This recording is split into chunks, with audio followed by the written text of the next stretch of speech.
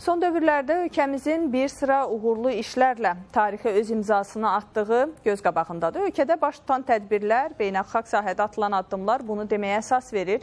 Bir digər məsələ isə 2025-ci ilə damğasını vuran beynəlxalq müqavilələrdir. Sülh sənədinin paraflanması 907-ci düzəlişin ləğvi kimi vacib məqamlar ilin ən yadda qalan hadisələrindəndir. İlin mühüm hadisələri barədə ətraflı sujetdən izləyək. 2025-ci il Azərbaycan üçün əlamətdar bir il kimi yadda qaldı. Bu il ölkə başçısının səfərləri, digər dövlətlərlə imzaladığı müqavilələr Azərbaycanı siyasi arenada əsas oyunculardan birinə çevirdi. 2025-ci il ərzində Azərbaycan prezidenti bir neçə beynəlxalq müqaviləyə imza atdı. Belə önəmli sənədlərdən biri 2025-ci il mayın 21-də Macarıstanın paytaxtı Budapeştdə imzalandı. Türk Dövlətləri Təşkilatının dövlət başçılarının qeyri-rəsmi zirvə görüşündə ölkə prezidentləri 71 bənddən ibarət bəyannamə imzaladılar. Bu, bütün sahələrdə olan həmrəyliyin, əməkdaşlığın və koordinasiyanın göstəricisi idi. İlin ən önəmli hadisələrindən biri isə 8 avqustda baş tutdu. Xalq yeni bir tarixi hadisənin şahidi oldu. Bu, Vaşinqtonda Azərbaycan və Ermənistan arasında sülh müqaviləsinin paraflanması idi.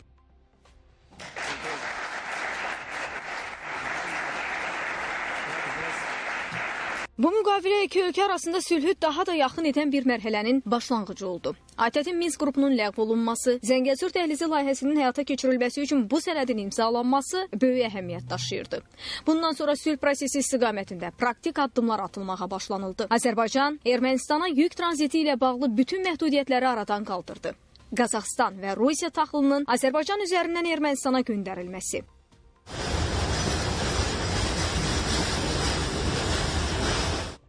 Azərbaycan neftinin Ermənistana ixrac olunması əlaqələrin getdikcə müsbət yöndə dəyişməsinin göstəricisi oldu.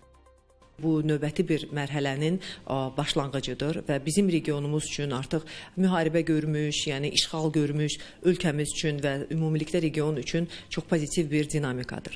Təbii ki, bu indi imzalanmış sənədi növbəti mərhələyə gətirmək və real bir sülh müqaviləsini imzalamaq qarşımızda duran bir məsələdir. Amma biz görürük ki, pozitiv dinamika var indi ölkələrimiz arasında.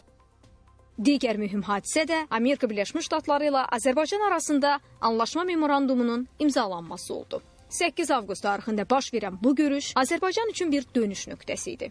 Təbii ki, görüşün ən diqqət çəkən elementlərindən biri Zəngəzur dəhlizi ilə bağlı olan məqamlardır. Amerika Birləşmiş Ştatlarının təşəbbüsü ilə imzalanan bu müqavilə Azərbaycanın beynəlxalq ticarət və tranzit imkanlarının genişlənməsinə öz töhfəsini verəcək. Mən o dəhlizi səbirsizliklə gözləyirəm. Çünki dəhliz maraqlı səslənir. Mən ora mütləq getməliyəm.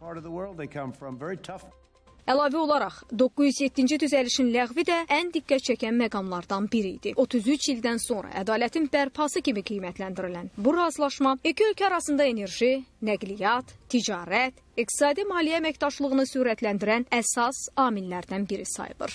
Bu məsələlərdən sonra intensiv şəkildə Birləşmiş Ştatlarla Azərbaycanın münasibətləri inkişaf edəcəkdir. Ən başlıcası Birləşmiş Ştatlar və Avropa İttifaqı Azərbaycanın bu 44 günlük savaşda Ermənistan üzərində çaldığı qələbədən sonra Güney Qafqazı nəhəng investisiya məkanına çevirəcəklər. Azərbaycanın bu il əldə etdiyi uğurlardan biri də Pekində Azərbaycan və Çin arasında imzalanan müqavilənin uğurlu nəticəsidir. Azərbaycan və Çin arasında imzalanan hər tərəfli strateji tərəfdaşlıq əlaqələrinin qurulması haqqında birgə bəyanat ölkələr arasında irəliləyən əlaqələrdən xəbər verir. Belə ki, 23 aprel tarixində Prezident İlham Əliyev və Xi Jinpinglə imzalanan bu müqavilə iki ölkə arasında bir sıra əlaqələrin genişlənməsindən bəhs edir. Ən uğurlu nəticələrdən biri də vizanın ləğv olunmasıdır. İl ərzində imzalanan beynəlxalq müqavilələrin xronoloji sıralamasına nəzər salaq.